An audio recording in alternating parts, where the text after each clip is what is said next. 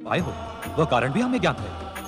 अब तुम अपने स्वभाव के अनुसार अपने अभिनय की विविधता प्रस्तुत ना करो, पूछना है संक्षिप्त में पूछ लो। प्रभु, उस दुष्ट अत्याचारी तारकासुर का वध करने के लिए आपको हिमालय पुत्री देवी पार्वती को धर्मपत्नी के रूप में स्वीकार करना होगा, तभी शिवपुत्र होगा। नारद, तारकासुर के वरदान के साथ परम देव श्री महागणेश की इच्छा का भी, किंतु श्री महागणेश की इच्छा पूर्ण हो इससे पूर्व तुम्हें उनकी दिव्य और चमत्कारी लीलाओं का रहस्य समझना होगा। वो रहस्य समय से पूर्व उद्घाटित होने वाला रहस्य नहीं रह जाता। इस कारण प्रतीक्षा करके देखकर प्रतीक्षा करो, इससे अधिक हम और कुछ नहीं कह सकते। नारायण नारायण। अर्थात महाराज हिमालय का यहाँ देवी पार्वती को लेकर आने से कोई लाभ नहीं होगा। ओम नमः शिवाय। देवर्षि नारद के प्रश्न में ही उनका उत्तर छिपा हुआ था। जब हिमालय राज और महारानी मैना राजकुमारी पार्वती का विवाह प्रस्ताव लेकर महादेव के समीप पहुँचे, में लीन होने के कारण महादेव ने विवाह प्रस्ताव को अस्वीकार कर दिया। इस नई स्थिति से उद्विग्न देवताओं ने ब्रह्मदेव के मानस पुत्र कामदेव को भोलेनाथ और काम भावना जगाने के लिए भेजा। कामदेव के पुष्प से प्रणव भाव जगने के स्थान पर महादेव का क्रोध जाग उठा।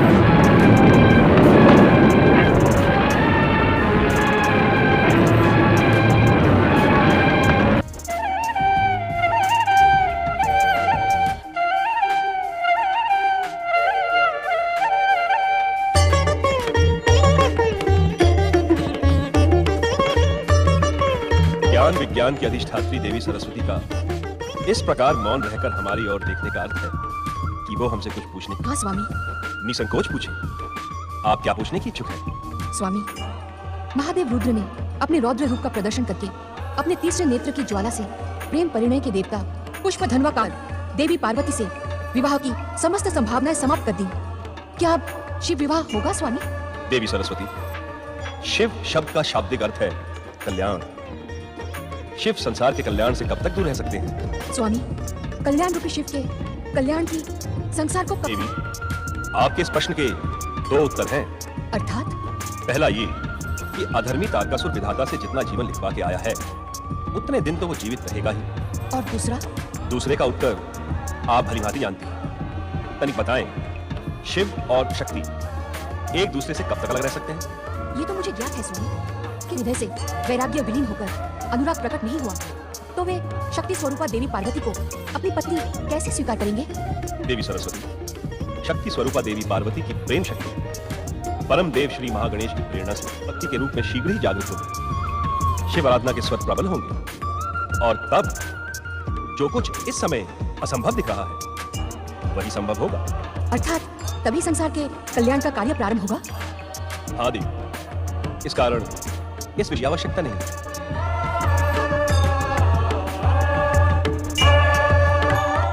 देवी, शिव पार्वती के संबंध में हमारा उत्तर पाकर अब तो तुम संतुष्ट हो रहा? स्वामी, मेरा एक प्रश्न। देवी, लक्ष्मण में से प्रश्न निकालने का स्वभाव तो नारद का है। अब अगला प्रश्न नारद को ही पूछने दे देवी लक्ष्मी। नारद? कहाँ है नारद? नारायण नारायण। नारद, क्या तुम स्वामी और मेरी बातें सुन रहे थे? माता, जब इतने कठिन प्रश्नों का उत्तर बिना पूछे ही मिल रहा हो तो इस जिज्ञासु नारद का अदृश्य रहना ही स्वाभाविक है। तो क्या मेरा अगला प्रश्न आप पूछेंगे देवर्षि? देवर्षि? नहीं माता नहीं, आपके लिए तो ये भगवत भक्त नारद ही है। एक साथ के चक्कर में भूमिका न बनाओ नारद। तुम्हारा प्रश्न हमें ज्ञात है। नारायण नारायण। तब तो आप इसका शीघ्र ही समाधान करें श्रीहरि। तुम परम देव श्री महागणेश से अपने प्रश्नों का समाधान पाकर आ रहे हो नारद, परंतु तुम्हारे मन की दुविधा और संदेह। हाँ प्रभु, इसी कारण तो आपका ये भक्त नारद आपकी सेवा में उपस्थित हुआ है।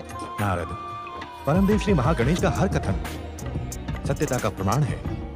शीघ्र ही शक्ति स्वरूपा देवी पार्वती की अखंड शिवाराधना प्रारंभ होगी और श्री महागणेश स्वयं उस तपस्या की सफलता सुनिश्चित करेंगे। प्रभु, किंतु मेरा प्रश्न भी परमदेव श्री महागणेश के विषय में ही है। अधीरता आपको शोभा नहीं देती देवर्षि। जैसा कि श्री महागणेश ने कहा है, धैर्य धारण करें, उसके पश्चात आपके हर प्रश्न का समाधान स्वयं हो जाएगा। ओम नमः शिवाय। ओम नमः शिवाय। ओम नमः शिवाय।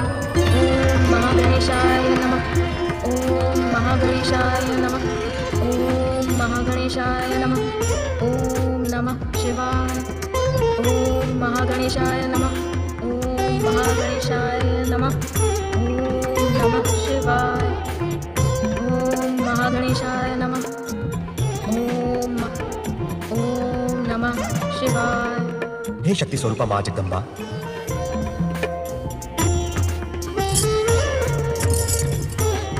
आपका महादेव शिव से विवाह अटल सत्य है, और अटल सत्य है शिव पुत्र द्वारा दैत्यराज तारकासुर का वध। परमदेव श्री महागणेश, आपको ज्ञात होगा वर्तमान अवतार में मेरे पुत्र के रूप में दिव्य अवतार धारण करने का वचन दिया था। हे शक्ति स्वरूपा देवी पार्वती, आपकी मुझे पुत्र के रूप में पाने की चिर मनोकामना के साथ जुड़ी है। इसी कारण आप धैर्य से तथा निष्ठापूर्वक शिवाराधना में लीन रहे। समय आने पर स्वयं महादेव शिव प्रकट होकर मिलन का मार्ग प्रशस्त करेंगे। इसी कारण मुझे आपके पुत्र के रूप में दिव्य अवतार धारण करने सौभाग्य प्राप्त होगा।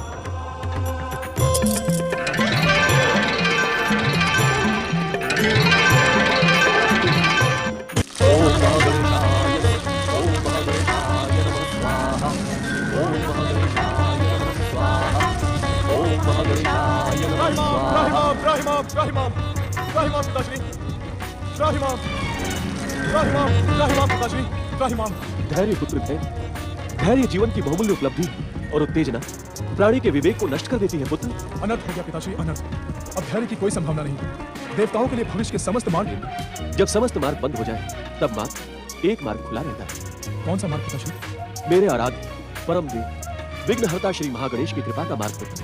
कहते हुए शब्द थरथराते हैं। शब्द ब्रह्मा के उपासक और आपके परम शिष्य मुझ इंद्र की भाषा भी भ्रमित होती है, किंतु यह परम सत्य है पिताश्री कि श्री महागणेश की कृपा का मार्ग भी बंद हो गया है। असंभव इंद्र असंभव। परम देव श्री महागणेश की लीला अनंत है, जिन्हें हम जैसे अज्ञानी कई जन्मों में भी समझ नहीं पाते। गणेश कृपा के अक्षय भंडार, उनके नाम स्मरण मात्र से भयानक संकट क्षण मात्र में समाप्त हो जाते हैं पुत्र। निसंदेह श्री महागणेश कृपा के सागर, करुणा की मूर्ति और भक्त वत्सल हैं। प्राणी मात्र उनकी कृपा का ऋणी है। ये समस्त संसार उनकी इच्छा का प्रमाण। किंतु स्वामी, एक बार सुन तो ले कि पुत्र इंद्र क्या कहने का इच्छुक है। पिताश्री, आप भली भांति जानते हैं परमपिता ब्रह्मा जी ने कितना विचित्र वरदान दिया है तारकासुर को। शिव पुत्र के द्वारा ही तारकासुर का वध होगा, और शिव शंकर ने योग और वैराग्य को धारण कर लिया है, जिसके कारण अब शिव पुत्र की समस्त संभावनाएं समाप्त हो गई हैं। ऐसे में श्री महागणेश संभव ही सिद्ध होगी।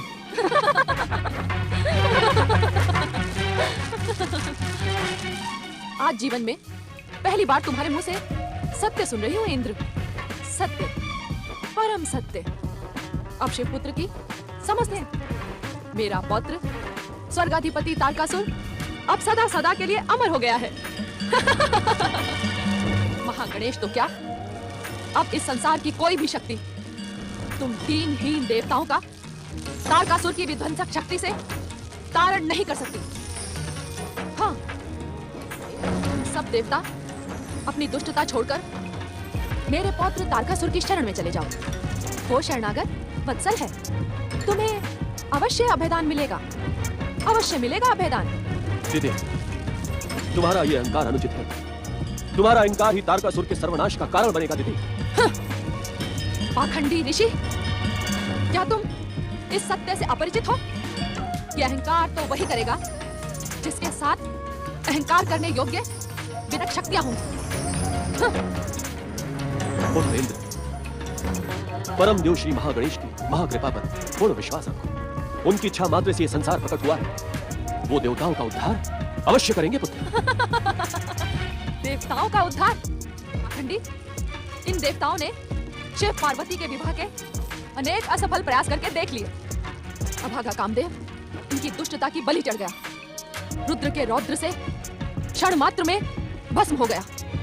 क्या ये संभावना शेष है?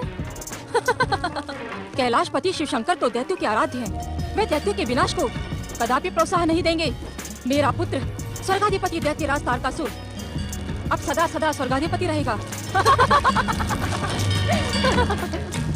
सुंदर सुंदर प्रिय पुत्र वधु, ये बात तो दैत्यराज शुक्राचार्य ने भी कही थी। इंद्र, जा लौट जा इस आश्रम से। इस आश्रम में तुझे कदापि शरण नहीं मिलेगी। किंतु दीदी, यह आश्रम तुम्हारे साथ साथ मेरा भी तो है। क्या है? क्योंकि मैं ऋषि कश्यप की प्रथम पत्नी हूँ। मैंने तेरे जैसी माँ आज तक नहीं देखी। क्या तू अपने ही पुत्र की मृत्यु के इच्छुक है? तनिक सोच, मेरा पौत्र स्वर्गाधिपति दैत्यराज तारकासुर प्राय मेरा आशीर्वाद प्राप्त करने आता है। यदि उसकी दृष्टि इंद्र और इन दीनहीन देवताओं पर पड़ गई तो